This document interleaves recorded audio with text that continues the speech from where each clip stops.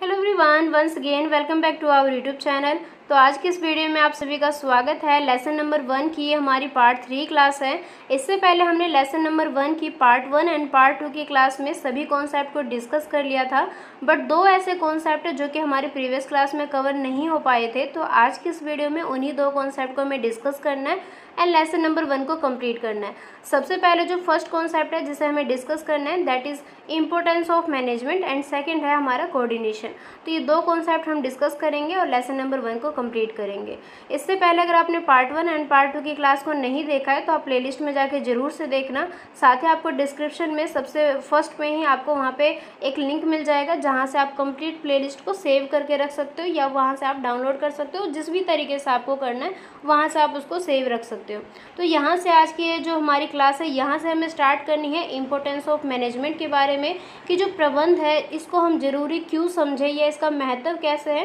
किस किस तरीके से इसके इम्पोर्टेंस को जाना जाता है। वही सारे कॉन्सेप्ट है जो कि हमें इसके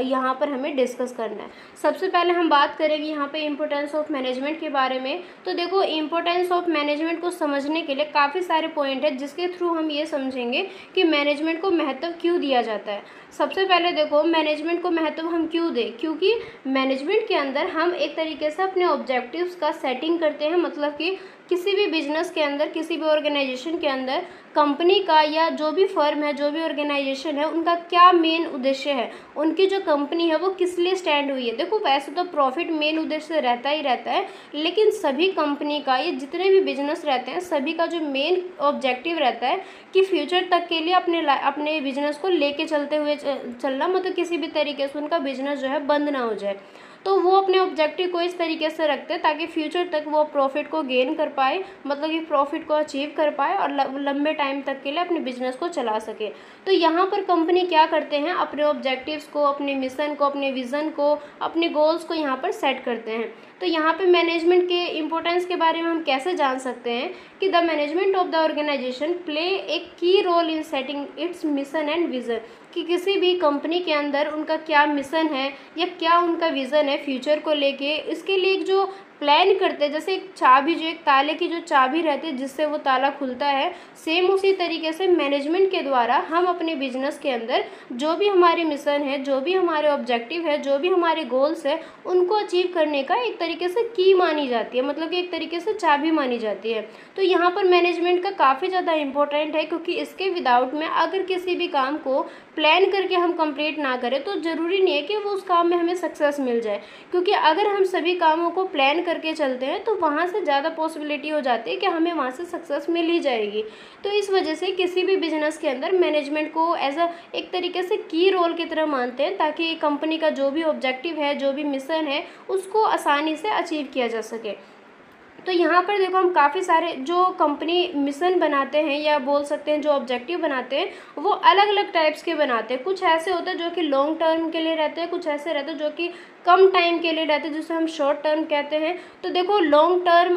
एंड जो ये सेकंड है शॉर्ट टर्म, इन दोनों में डिफरेंस क्या है। ऐसे प्लान जो कि कंपनी को लंबे टाइम के लिए बना के रखना है, मतलब कि 1 साल के लिए या 6 महीने के लिए, इस तरीके से। और मान लो जो कंपनी का डेली लाइफ का काम है या एक तरीके से एक मंथ में किस किस तरीके से पूरे काम को सेट रखना है, मान लो 2 महीने का, 3 महीने का, ही डिपेंड करता है कंपनी के मैनेजर्स के ऊपर। तो जो कम समय के लिए बना के रखते हैं उसे हम कहते हैं शॉर्ट टर्म ऑब्जेक्टिव, और जो एक लंबे टाइम के लिए, काफ़ी मतलब साल भी हो सकते हैं और काफ़ी सारे मंथ भी हो सकते हैं, उस टाइम के लिए जो प्लान करके बना के रख लेते हैं उसको बोलते हैं हम लॉन्ग टर्म ऑब्जेक्टिव। तो इनको कंपनी जो ये ऑब्जेक्टिव बना तो लेते हैं, चाहे वो शॉर्ट टर्म के लिए रहे, चाहे वो लॉन्ग के लिए रहे, लेकिन इन सभी को अचीव भी तो करना है ना, सिर्फ प्लान बना के तो नहीं रखना है। तो इस वजह से यहाँ पे इम्पोर्टेंस ऑफ मैनेजमेंट को काफ़ी ज़्यादा इंपॉर्टेंस दिया जाता है। तो 1 बाय 1 इसको पॉइंट्स के थ्रू समझेंगे, क्योंकि पॉइंट्स के थ्रू अगर आप किसी भी चीज़ को समझते हो तो आपको ज़्यादा क्लियर हो जाता है चीज़ें। तो कॉन्सेप्ट में देखो, सबसे पहले जो फर्स्ट पॉइंट है प्लानिंग एंड कंट्रोल,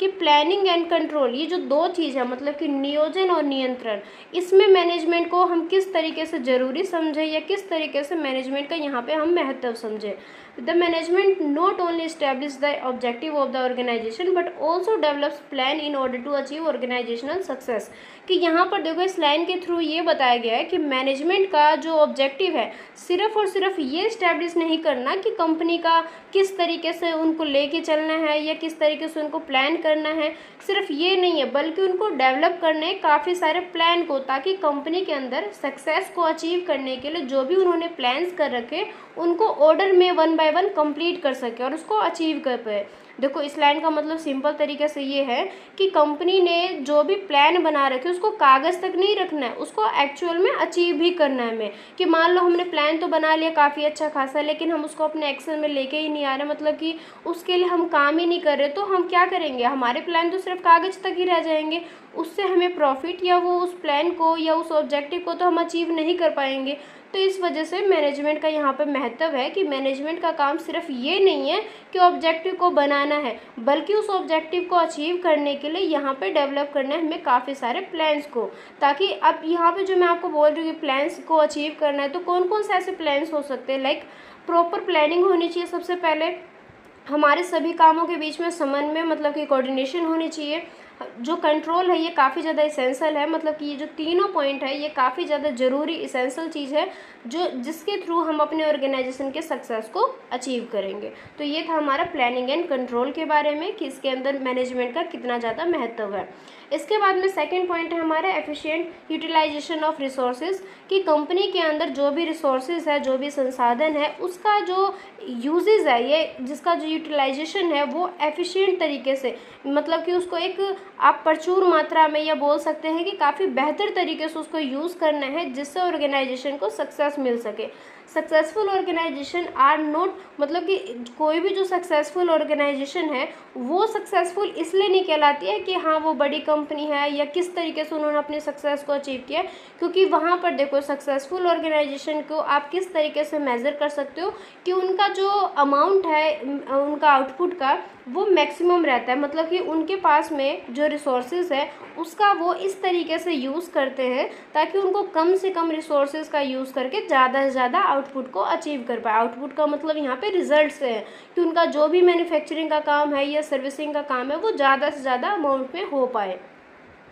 तो यहाँ पर इस लाइन के थ्रू यही बताया गया कि सक्सेसफुल ऑर्गेनाइजेशन वो नहीं है जिनके पास में मैक्सिमम अमाउंट में रिसोर्सेज है, बल्कि एक सक्सेसफुल ऑर्गेनाइजेशन हम उनको कहेंगे जो अपने उनके पास में जितना रिसोर्सेज है, मतलब उनके पास में जितना जो रिसोर्सेज है वो उपलब्ध है वो उसी को इस तरीके से यूज़ करे, इस तरीके से एबल कर पाए अपने आप को कि वहाँ से वो उसको काफ़ी ज़्यादा इफ़ेक्टिवली तरीके से, मतलब कि इफ़ेक्टिव तरीके से उसको काम में यूज़ में लेके आ सके। तो इस लाइन का मतलब ये था कि कंपनी के पास ज़रूरी नहीं है कि मान लो फॉर एग्जांपल किसी कंपनी के पास में रिसोर्सेज तो काफ़ी ज़्यादा है, बड़ी मात्रा में, मैक्सिमम अमाउंट में, लेकिन उनको सही तरीके से यूज़ ही नहीं करना आ रहा, तो क्या फ़ायदा। और एक दूसरी कंपनी है जिनके पास में रिसोर्सेज तो कम है लेकिन उसको इतने बेहतर तरीके से यूज़ कर रहे हैं कि वो ज़्यादा से ज़्यादा आउटपुट को और रिजल्ट को अचीव कर पा रहे हैं। तो यहाँ पर सेकेंड कंपनी को हम ज़्यादा बेहतर मानेंगे। तो यहाँ पर मैनेजमेंट का इंपॉर्टेंस है कि मैनेजमेंट के द्वारा जो रिसोर्सेज है उसका सही तरीके से यूजेस को यहाँ पे कंप्लीट किया जाता है, ये बोल सकते हैं कि यूजेस किया जाता है। इसके बाद में हमारा नेक्स्ट पॉइंट है stability and growth of the organisation, कि किसी भी ऑर्गेनाइजेशन का जो एक स्थिरता है या जो एक ग्रोथ है वो किस तरीके से होना चाहिए, या मैनेजमेंट इसमें अपना रोल किस तरीके से यहाँ पे निभाते हैं। The management is responsible for, मतलब कि कोई भी जो मैनेजमेंट का काम है वो एक तरीके से रिस्पॉन्सिबल होते हैं यहाँ पर स्टेबिलिटी के लिए, कि कंपनी में स्थिरता होनी चाहिए। स्थिरता का मतलब ये है कि कंपनी में जैसे कि हर एक काम में ऊंच नीचे होता रहता है, मतलब बार बार कभी वृद्धि होती है, कभी नीचे चली जाती है काम को, मतलब जैसे प्रॉफिट का ही देख लो, कभी प्रॉफिट कितना ज़्यादा हो जाती है, कभी काफ़ी ज़्यादा कम हो जाते हैं। तो यहाँ पर क्या है कि कंपनी एक तरीके से कंपनी के अंदर मैनेजमेंट के द्वारा वहाँ पे स्टेबिलिटी बनाई जाती है, स्थिरता बनाई जाती है, जिससे कंपनी का या जो भी ऑर्गेनाइजेशन है उसकी ग्रोथ को यहाँ पे एक तरीके से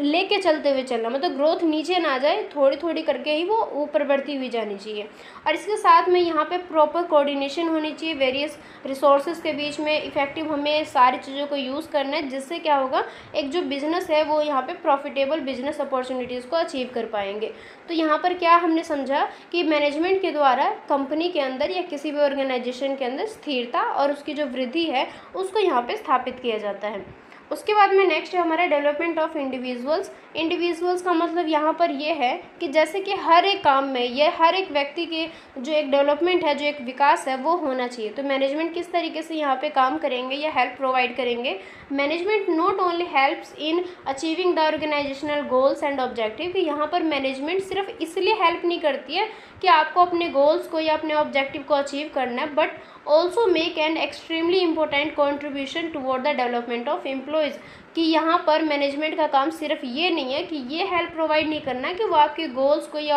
आपके ऑब्जेक्टिव को यहाँ पर अचीव करवाएंगे, बल्कि इसके अलावा भी उनके काफ़ी सारे इम्पोर्टेंस है कि यहाँ पर वो जितने भी एम्प्लॉयज़ हैं, मतलब जितने भी काम करने वाले वर्कर हैं, उनका भी यहाँ पर विकास कर पाए। मतलब कि मैनेजमेंट यहाँ पे एक तरीके से हेल्प प्रोवाइड करते हैं, जहाँ पे इंडिविजुअली हर एक पर्सन, हर एक वर्कर या हर एक लेवल पे, हर एक पोस्ट पे काम करने वाले व्यक्ति का विकास हो सके। यहाँ पे देखो through leadership and motivation techniques हो गया, मैनेजमेंट जो है इनके थ्रू यहाँ पर हेल्प प्रोवाइड करती है। जैसे कि एक लीडरशिप का काम हो गया, जिसमें लीडर अपने सारे वर्कर को लीडरशिप के अंदर लेके आएंगे, जहाँ पे उनको लीड करेंगे और साथ ही साथ काम को कंप्लीट करवाएंगे उनसे। तो इसके साथ में काम को कंप्लीट करवाना ही नहीं, बल्कि उनको एक अच्छे तरीके से उनका विकास भी होना चाहिए, उनको टाइम टू टाइम मोटिवेशन भी देते रहना है। नए नए जो टेक्निक्स आ रहे हैं उनके संबंध में उनको एक तरीके से नॉलेज प्रोवाइड करना है, उनके कैरियर के बारे में जो उनका गोल है या उनको किस किस तरीके से डेवलप किया जा सकता है, इन सभी में जो मैनेजमेंट है वो काफ़ी ज़्यादा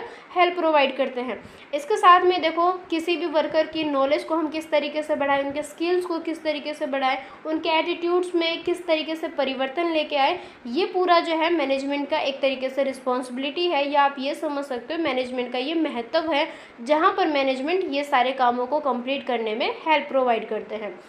यहाँ से क्या हो जाता है कि जो भी कंपनी का गोल्स है या जो भी ऑब्जेक्टिव है, इसको यहाँ पे फुलफिलमेंट किया जाता है। इसके बाद में नेक्स्ट है कंट्रीब्यूशन टू सोसाइटी। अब कंपनी के तो बारे में सब हर कोई समझता है कि कंपनी में प्रॉफिट होना चाहिए, अच्छे तरीके से एम्प्लॉयज़ का ग्रोथ होना चाहिए, लेकिन कंपनी का या किसी भी ऑर्गेनाइजेशन का जो मेन ऑब्जेक्टिव रहता है, मतलब कि ऑब्जेक्टिव में काफ़ी सारे ऑब्जेक्टिव रहते हैं, तो वहाँ पर सिर्फ ये नहीं है कि अपना एक पर्सनली कंपनी को ग्रोथ पे लेके चलना है, गुडविल बढ़ानी है, हमें प्रॉफिट अचीव करना है, हमारे एम्प्लॉयज़ बिल्कुल ट्रेनिंग ले ले सब कुछ की उनके पास में नॉलेज होना चाहिए। इसके अलावा भी काफ़ी सारे ज़रूरी चीज़ें हैं, जैसे कि एक कंपनी का समाज के प्रति क्या दायित्व होना चाहिए, एक सरकार के प्रति किस तरीके से होना चाहिए, हमारे पर्यावरण में वो उसका किस तरीके से रोल रहना चाहिए। तो यहाँ पर ये पॉइंट है कंट्रीब्यूशन टू सोसाइटी, कि किसी भी कंपनी का सोसाइटी की ओर किस तरीके से कंट्रीब्यूशन होना चाहिए, यहाँ पर क्या रोल है, या मैनेजमेंट यहाँ पर क्या किस तरीके से काम को निभाते हैं। The responsibility of the company is not extend beyond the maximisation of bottom line. मतलब कि देखो मैं वही लाइन है यहाँ पर कि कंपनी की जो रिस्पॉन्सिबिलिटी है सिर्फ ये नहीं है कि उनको भाई प्रॉफिट अचीव करना है या एक तरीके से अपने कंपनी के अंदर हर एक तरीके से बेहतर चीज़ों को लेके आना है। यहाँ पर जो मैनेजमेंट है एक तरीके से good management understand it's responsibility toward the society, कि सिर्फ अपने बिजनेस के बारे में ही सोचना एक सही मैनेजमेंट नहीं है, बल्कि मैनेजर्स का जो मुख्य काम है या जो मेन काम है उनका अपने बिजनेस के अलावा एक सोसाइटी की तरफ भी ध्यान देना, कि सोसाइटी में उनको किस तरीके से अपना एक महत्व देना है, किस तरीके से एक तरीके से अपना योगदान देना है, यहाँ पर ये देखा जाता है, क्योंकि मैनेजमेंट में इस चीज़ को भी यहाँ पर इन्वॉल्व किया जाता है। यहाँ से फॉर एग्जाम्पल के लिए मैं आपको एग्जाम्पल दे दो तीन कि किस तरीके से निभाते हैं। जैसे कि आप देखोगे कई बार आपको एग्जाम्पल मिलेंगे न्यूज़ में, देखोगे आप कि किसी भी कंपनी ने सरकार को या कहीं पे भी अगर कोई भी ज़रूरी चीज़ हो रखी है तो वहाँ पे वो कुछ अमाउंट में या कुछ पैसे दे के या काफ़ी तरह से हेल्प प्रोवाइड करते हैं। तो वो क्या है, वो एक कंट्रीब्यूशन टू सोसाइटी है, जहाँ पर वो सोसाइटी के लिए कोई ना कोई काम को करते हैं। फॉर एग्ज़ाम्पल जैसे कि काफ़ी सारे ब्रांड है जो कि अपने प्रॉफिट का कुछ परसेंटेज जो है एक तरीके से हमारे देश में अलग अलग लोगों के लिए प्रोवाइड किया जाता है। कुछ बच्चों के लिए डोनेशन देते हैं, कुछ अलग तरीके से देते हैं, खाने पीने के लिए देते हैं, कुछ देश की रक्षा के लिए देते हैं। तो इस तरीके से कई सारे ऐसे देश है जो कि अपना कंट्रीब्यूशन देते हैं। इसके साथ में ही काफ़ी सारे कंपनीज़ हैं जो कि इसमें एक तरीके से हेल्प प्रोवाइड करते हैं। तो इसे ही बोलते हैं हम कंट्रीब्यूशन टू सोसाइटी, जहाँ पर मैनेजमेंट का एक तरीके से काम हो जाता है। तो ये था हमारा पूरा मैनेजमेंट का एक तरीके से महत्व, इम्पोर्टेंस। तो आई होप आपको सारे पॉइंट समझ में आ गए होंगे। काफ़ी सिंपल तरीके से मैंने सारी चीज़ों को आपको एक्सप्लेन किया है। इसके बाद में नेक्स्ट है हमारा कोऑर्डिनेशन के बारे में, कि जो कोऑर्डिनेशन है जिसको हम हिंदी में समन्वय बोलते हैं, या आप इसको सिंपल तरीके से समझ सकते हो कि दो चीज़ों के बीच में किस तरीके से बैलेंस बना के रखना, दैट इज़ कोऑर्डिनेशन। तो कोऑर्डिनेशन के बारे में समझेंगे, क्या मैनेजमेंट में कोऑर्डिनेशन का क्या रोल है, किस तरीके से किया जाता है, क्या क्या चीज़ें हैं जो कि यहाँ पे कोऑर्डिनेशन और मैनेजमेंट के साथ में रिलेट किया जाता है। तो यहाँ पे देखो मुनी एंड रिले इन्होंने मतलब कि डिफाइन किया था कोऑर्डिनेशन को, कि कोऑर्डिनेशन है क्या, the orderly arrangement of group efforts to provide unity of action in the pursuit of common goals, कि हमारे जो कॉमन गोल्स रहते हैं, मतलब कि किसी भी कंपनी के अंदर जो एक सामान्य गोल्स रहते हैं, सामान्य उद्देश्य रहते हैं, उसको कंप्लीट करने के लिए या उसको अचीव करने के लिए आप ग्रुप में अपने एफर्ट्स को किस तरीके से लगाते हो, किस तरीके से अरेंज करते हो सभी चीज़ों को ऑर्डर में। जैसे कि फॉर एग्जांपल मान लो एक काम है किसी भी कंपनी के अंदर जिसमें 10 लोग चाहिए, तो जो 10% है वो मिलके जो काम को कंप्लीट करेंगे, एक दूसरे को हेल्प देंगे, एक दूसरे को टाइम टू टाइम एक तरीके से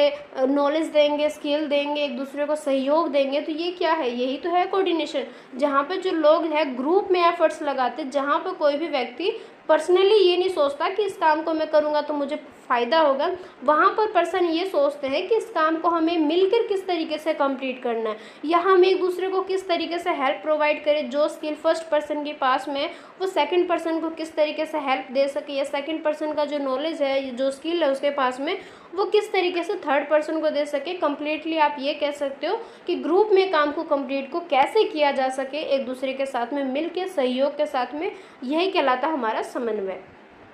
तो यहाँ पर हम और भी ज़्यादा डीपली डिस्कस करेंगे द फंक्शंस ऑफ कोऑर्डिनेशन। यहाँ पर जो कोऑर्डिनेशन का जो पूरा फंक्शंस रहता है वो किस तरीके से रहता है, क्योंकि देखो जितने भी डिपार्टमेंट रहते हैं यहाँ पर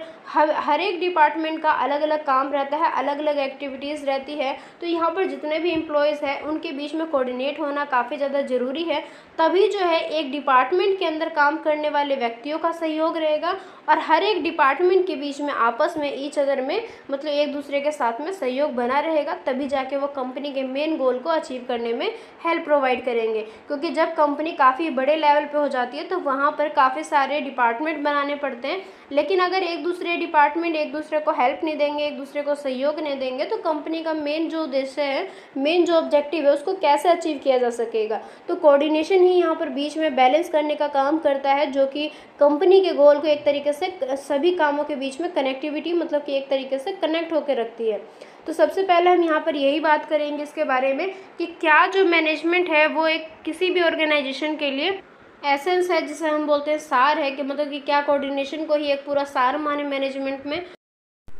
सो इस कॉन्सेप्ट को समझते हैं। यहाँ पर यही लिखा गया कि इस coordination the essence of management, management के अंदर कोऑर्डिनेशन को क्या सार के रूप में माना जाता है, तो क्वेश्चन मार्क के साथ में हम इसे पहले क्लियर करेंगे इस कॉन्सेप्ट को, तब समझेंगे। सबसे पहले देखो इस चीज़ को तो क्लियर कर ही दिया गया है कि कोई भी जो मैनेजमेंट का जो सक्सेस है उसको हम कैसे डिफाइन कर सकते हैं, या कैसे हम कह सकते हैं कि कोई भी जो मैनेजमेंट है वो सक्सेसफुल है। वो उसको हम सक्सेस तब मान सकते हैं, या सक्सेसफुल मैनेजमेंट हम तब कह सकते हैं जब किसी भी ऑर्गेनाइजेशन के अंदर जो इंडिविजुअल पर्सन है, मतलब जितने भी वर्कर है, अगर वो अपना एफर्ट्स लगाते हैं काम में, लेकिन विद कोऑर्डिनेशन के साथ में, अगर वो आपस में कोऑर्डिनेटिंग करते हुए चलते हैं और सभी कामों को एफर्ट्स के साथ में मिलजुल कर सहयोग के साथ में कंप्लीट करते हैं और ऑर्गेनाइजेशन के गोल्स को अचीव करते हैं, एक दिशा में चलते हैं, मतलब कि जो भी उनका एक डायरेक्शन है जो कि प्लानिंग के अंदर डिफाइन कर दिया जाता है, वो उसी दिशा पे चलते हैं। लेकिन चलते तो है, लेकिन इंडिविजुअली मतलब पर्सनली भी वर्क करते हैं सभी वर्कर साथ में। जब उनका ग्रुप में वर्क होता है, टीम में वर्क होता है, तो वहाँ पर वो कोऑर्डिनेटिंग के साथ में, कोऑर्डिनेशन के साथ में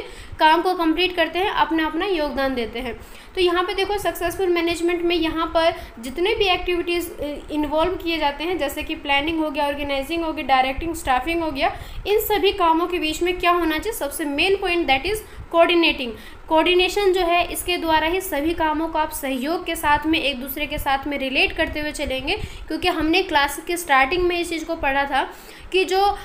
जितने भी यहाँ पर एक्टिविटीज़ है जिसको हम फंक्शंस ऑफ मैनेजमेंट कहते हैं, यहाँ पर ये सारे काम जो है इंटर रिलेटेड रहते हैं, एक दूसरे के ऊपर डिपेंडेंट रहते हैं। तो इनके बीच में क्या होना चाहिए, कोऑर्डिनेशन होना चाहिए। वन बाय वन पॉइंट्स के थ्रू समझेंगे, क्योंकि पॉइंट्स के थ्रू अगर आप समझोगे तो आपको और ज़्यादा क्लियर हो जाएगा, कॉन्सेप्ट जो है काफ़ी अच्छे तरीके से समझ में आ जाएगा। सबसे पहले हम बात करेंगे सिर्फ मतलब कि मेनली बात करेंगे यहाँ पे प्लानिंग का, कि role of coordination in planning में किस तरीके से रहता है, कि जो कोऑर्डिनेशन का जो रोल है, योगदान है, या इसकी जो भूमिका है वो हमारे प्लानिंग मतलब कि हमारे नियोजन के अंदर किस तरीके से इसकी भूमिका रहती है, इसका जो रोल रहते हैं। देखो प्लानिंग जो है ये एक फंक्शन का इसेंशियल पार्ट है, मतलब कि हमारे मैनेजमेंट का जितना भी काम है जिसे हम बोलते हैं फंक्शंस ऑफ द मैनेजमेंट, यहाँ पर प्लानिंग को सबसे ज़्यादा इसेंशियल माना जाता है, सबसे ज़रूरी, सबसे महत्व माना जाता है, क्योंकि जो प्लानिंग से ही हमारे सारे काम स्टार्ट होते हैं। फर्स्ट ऑफ ऑल हम प्लानिंग करते हैं, सारी चीज़ों को प्लान कर लेते हैं, चाहे हमारे रिसोर्सेज हो, चाहे हमारी मशीन हो, टेक्निक हो, तो जिस भी तरीके से हमें जो भी चीज़ चाहिए, जो भी यूज़ करना है, सबसे पहले हम सारी चीज़ों को प्लान करते हैं। तो इस वजह से इसको एक काफ़ी ज़्यादा ज़रूरी चीज़ मानी जाती है। इसके साथ में क्योंकि देखो हम एक फुल प्रूफ जो प्लान रहता है हमारे पास में, ये कब पॉसिबल हो पाता है, only when there is coordination, कि अगर आपके प्लान में कोऑर्डिनेशन भी है तो आपका जो प्लान है वो बिल्कुल फुल प्रूफ जाएगा, बिल्कुल सक्सेसफुल जाएगा, क्योंकि प्लानिंग को बनाना ही एक बड़ी बात नहीं है, प्लानिंग के अकॉर्डिंग चलना सबसे बड़ी बात होती है। तो यहाँ पर क्या है कि आपके जो ऑर्गेनाइजेशन के अंदर जो भी काम है, जो भी आपके गोल्स है, ऑब्जेक्टिव है, उसको अचीव करने के लिए सबसे जो इम्पोर्टेंट चीज़ होनी चाहिए कि जो आपका प्लान है वो फुल्ली प्रूफ या बोल सकते हैं कंप्लीट कब हो सकता है, जब आपके काम के बीच में कोऑर्डिनेशन और क्लियर कम्युनिकेशन होगा। क्योंकि देखो सिर्फ कोऑर्डिनेशन के साथ में ही काम कंप्लीट नहीं किया जा सकता, वहाँ पे एक क्लियर कम्युनिकेशन होना चाहिए। लोगों के बीच में जब बातचीत होती है, संचार चलता है, तो वहाँ पर क्लियर होना चाहिए, सब चीज़ें जो है स्पष्ट होनी चाहिए, तभी जाके आपके सारे काम जो है प्लानिंग के अकॉर्डिंग चलेंगे। तो यहाँ पर क्या है, हमने ये देखा कि प्लानिंग के अंदर कोऑर्डिनेशन का काफ़ी ज़्यादा ज़रूरी चीज़ है, क्योंकि अगर इसका एब्सेंस हो जाए, मान लो कि आपके प्लान के अंदर मान लो कोऑर्डिनेशन ही नहीं है, तो आपका सारा जो प्लान है वो बिखर जाएगा एक तरीके से। जो हमने प्लान बनाया था उसके तरह से प्रॉपर तरीके से काम जो है डायरेक्शन में नहीं जाएंगे, जिससे हमें कई बार प्रॉब्लम देखने को मिल सकते हैं। तो ये हमारा फर्स्ट पॉइंट था, जिसके थ्रू हमने ये समझा कि प्लानिंग के अंदर कोऑर्डिनेशन का किस तरीके से महत्व है, किस तरीके से रोल है, इम्पोर्टेंस है। इसके बाद में नेक्स्ट है कोऑर्डिनेशन एंड ऑर्गेनाइजिंग, कि जो ऑर्गेनाइजिंग जो हमारा सेकंड स्टेप पे वर्क किया जाता है, मतलब कि हमारे फंक्शंस ऑफ मैनेजमेंट का ये सेकंड स्टेप है, जिसको हम बोलते हैं ऑर्गेनाइजिंग। संगठन का ये एक सेकंड मतलब दूसरे लेवल पे आता है, जहाँ पर हम ये देखते हैं कि किस तरीके से सारे रिसोर्सेज का बेहतर तरीके से यूटिलाइजेशन किया जा सके। तो यहाँ पर कोऑर्डिनेशन किस तरीके से अपना रोल निभाएंगे, अगर हम सिंपलेस्ट फॉर्म में बात करें तो देखो ऑर्गेनाइजेशन के अंदर काफ़ी सारे रोल्स रहते हैं, काफ़ी सारे जॉब प्लेस रहते हैं, काफ़ी सारे वर्कर रहते हैं, लेकिन सभी का जो मेन मकसद क्या रहता है, मेन जो ऑब्जेक्टिव रहता है, मेन जो गोल्स रहता है वो ये रहता है कि मिलके एक काम को कंप्लीट करना, और संस्था के जो संस्था का जो मेन गोल है, जो मेन उसका जो बोल सकते हैं आप अचीव करने का जो भी एक उन्होंने गोल सेटअप कर रखा है, जो ऑब्जेक्टिव सेटअप कर रखा है, उसको अचीव करना रहता है। तो यहाँ पर यही लिखा गया है कि अगर हम सिंपलेस्ट फॉर्म में बात करें तो ऑर्गेनाइजेशन के अंदर काफ़ी सारी चीज़ों को डिफाइन किया जाता है, इन्वॉल्व किया जाता है, जैसे कि ईच इंडिविजुअली हो गया। इन सभी का मेन काम क्या है, ऑर्गेनाइजेशन के ऑब्जेक्टिव एंड गोल्स को अचीव करके आना, क्योंकि कोऑर्डिनेशन बीच में सेंटर में रह के ही आपस में सभी कामों को सहयोग के साथ में लेके चलेंगे। यहाँ पे जितने भी रोल रहते हैं, मतलब जितने भी पर्सन यहाँ पे काम करते हैं, सभी का अलग अलग काम काज रहते हैं, जैसे कि काफ़ी सारे काम रहते हैं। कुछ काम ऐसे रहते हैं जो कि इंडिविजुअल किसी एक अकेले व्यक्ति के द्वारा कंप्लीट किया जाएगा, लेकिन कुछ काम ऐसे रहते हैं जो कि ग्रुप्स में कंप्लीट किए जाते हैं। कुछ अलग से काम होते हैं जो कि पूरे डिपार्टमेंट के द्वारा मिलकर काम किया जाता है। तो देखो किसी भी कंपनी के अंदर काम के ऊपर डिपेंड करता है कि किसी काम को एक अकेला व्यक्ति कर सकता है, या उसको एक ग्रुप के थ्रू करवाना जरूरी है, या कोई एक डिपार्टमेंट मिलके पूरा डिपार्टमेंट मिलके ही उस काम को कंप्लीट करेगा। तो आपने यहाँ से क्या समझा कि किसी भी ऑर्गेनाइजेशन के अंदर काफ़ी सारे काम रहते हैं, काफ़ी सारे जॉब पे अलग अलग टाइप्स के वर्क रहते हैं। तो ये कामों को कंप्लीट तो किया जाता है, लेकिन इनके बीच में जो सबसे इंपॉर्टेंट चीज़ है वो है कोऑर्डिनेटिंग, कि अगर वो आपस में ईच अदर के साथ में, एक दूसरे के साथ में कोऑर्डिनेशन के साथ में चलेंगे, तो यहाँ पर सभी कामों को आप बेहतर तरीके से, या बोल सकते हैं प्रॉपर तरीके से हम उसको कंप्लीट कर सकते हैं। यहाँ पे आपके प्रॉपर अथॉरिटी, रिस्पॉन्सिबिलिटी, रिलेशनशिप जो है आपस में ये क्रिएट किए जाते हैं, क्योंकि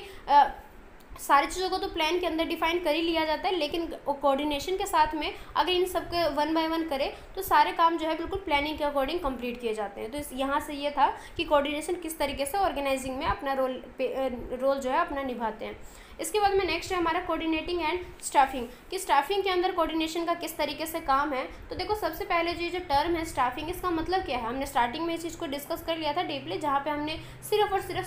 स्टाफिंग के बारे में बात किया था पार्ट 1 की क्लास में। तो आप जरूर से देखना अगर आपने नहीं देखा होगा तो। यहाँ पे हम शॉर्ट में थोड़ा सा बात करेंगे। तो ये जो टर्म है स्टाफिंग, यहाँ पे क्या कामों को इंक्लूड किया जाता है, यहाँ पे काफ़ी सारे एक्टिविटीज़ है, जैसे कि रिलेटेड हो गया हमारे एक्विजिशन के, रिटेनिंग के, या डेवलपमेंट किस तरीके से किया जाए, हमारे संस्था में काम करने वाले जितने भी पर्सन है,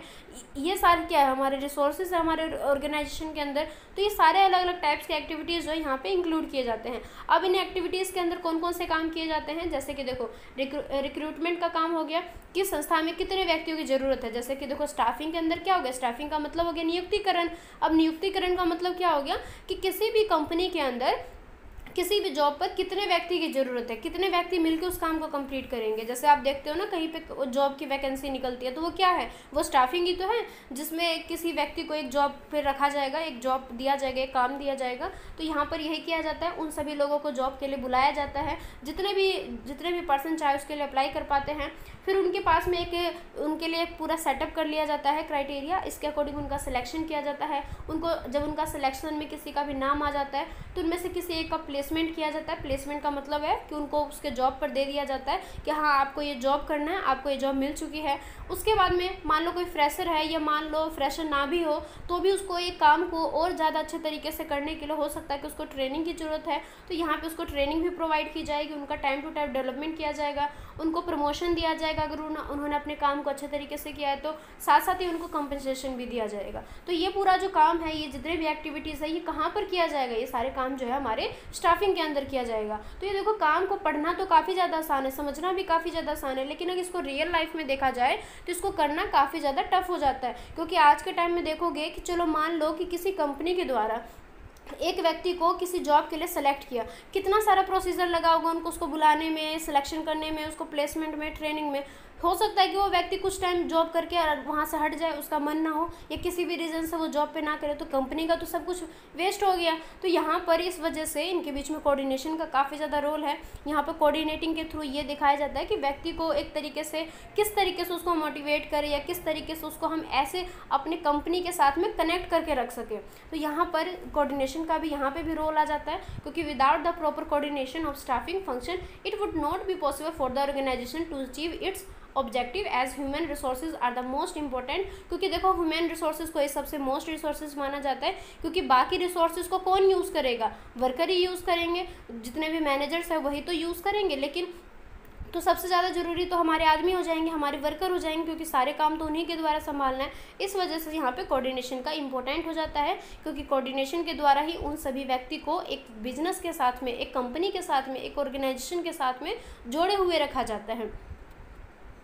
इसके बाद हमारा नेक्स्ट पॉइंट है कोऑर्डिनेशन एंड डायरेक्टिंग, कि जो कंपनी के अंदर डायरेक्टिंग का काम किया जाता है उसके अंदर कोऑर्डिनेशन किस तरीके से अपना रोल निभाते हैं। डायरेक्टिंग क्या है, एक हमारा मैनेजरियल मतलब कि मैनेजमेंट का जो काम करने वाला काम है, यहाँ पर इस फंक्शन के अंदर कुछ काम यहाँ पर इंक्लूड किए जाते हैं। जैसे कि हम यहाँ पर ये देखते हैं कि कोई भी जो काम है वो ऑर्डर में या इंस्ट्रक्शन के थ्रू चल रहे कि नहीं चल रहे बाय द मैनेजमेंट, इन सभी चीज़ों को देखा जाता है कि हमारे जितने भी एम्प्लॉयज़ है वो मैनेजमेंट के अंदर जो भी हमने प्लान किया था या जो भी हमने काम को सेट किया था अपने प्लानिंग के अंदर, क्या हमारे काम जो है उसके अकॉर्डिंग चल रहा है कि नहीं चल रहा है, या उनको डायरेक्ट करने की आवश्यकता है। तो यहाँ पर इसी चीज़ को देखा जाता है। थ्रू डायरेक्टिंग हम क्या करते हैं, एक टीम लीडर और एक डिपार्टमेंटल मैनेजर, मान लो कोई भी एक डिपार्ट का मैनेजर हो सकता है। फॉर एग्जांपल मानो फाइनेंस का एक मैनेजर है जो कि किसी कंपनी के अंदर पैसे से रिलेटेड मतलब कि वित्त से संबंधित सारे कामकाज को देखता है कि कंपनी के अंदर कहाँ पैसा जाना है, कहाँ से लेना है, किस तरीके से पेमेंट करना है, किस तरीके से रिसीव करना है, उसका जो पूरा काम है वो कहीं ना कहीं जाके मनी से ही रिलेट है।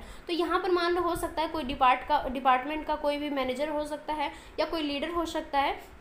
वो यहाँ पर क्या करेंगे, डायरेक्टिंग के through coordinating the task of their immediate subordinate, कि वहाँ पर उनके नीचे उनका, देखो नीचे का मतलब क्या है कि उनके पोस्ट से, जिस पोस्ट पे वो मैनेजर है उनके पोस्ट से नीचे काम करने वाले व्यक्ति, जिसको हम बोलते हैं निम्न स्तर के प्रबंधक,